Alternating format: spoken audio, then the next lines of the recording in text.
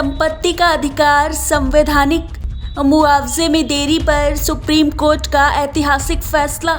मुआवजे में देरी पर कड़ी टिप्पणी।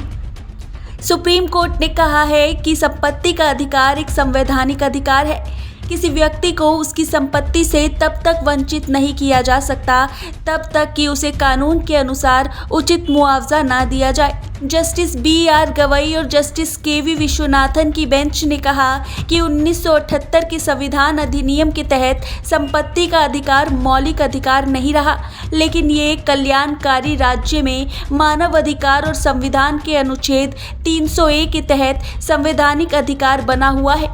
अनुच्छेद 300A के अनुसार किसी भी व्यक्ति को उसकी संपत्ति से केवल कानून के अधिकार के तहत ही वंचित किया जा सकता है।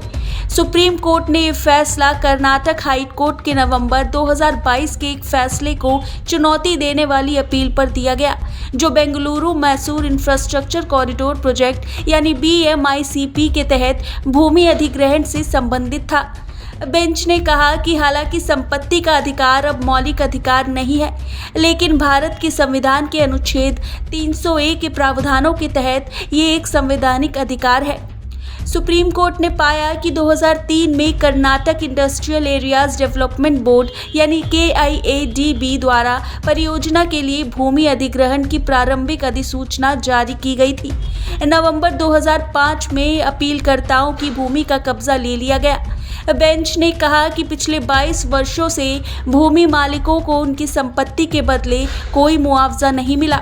ये देरी राज्य और KIADB के अधिकारियों के सुस्तीपूर्ण रवैये के कारण हुई है। सुप्रीम कोर्ट ने कहा कि भूमि अधिग्रहण के मामलों में मुआवजे का निर्धारण और वितरण जल्द से जल्द होना चाहिए, ताकि भूमि मालिकों को उनके वैध अधिकारों से वंचित न किया जाए। ये फैसला न केवल भूमि मालिकों के अधिकारों की सुरक्षा सुनिश्चित करता है, बल्कि इस बात को भी रेखांकित करता है कि संवैधानिक अधिकारों के उल्लंघन को नजरअंदाज नहीं किया जा सकता है।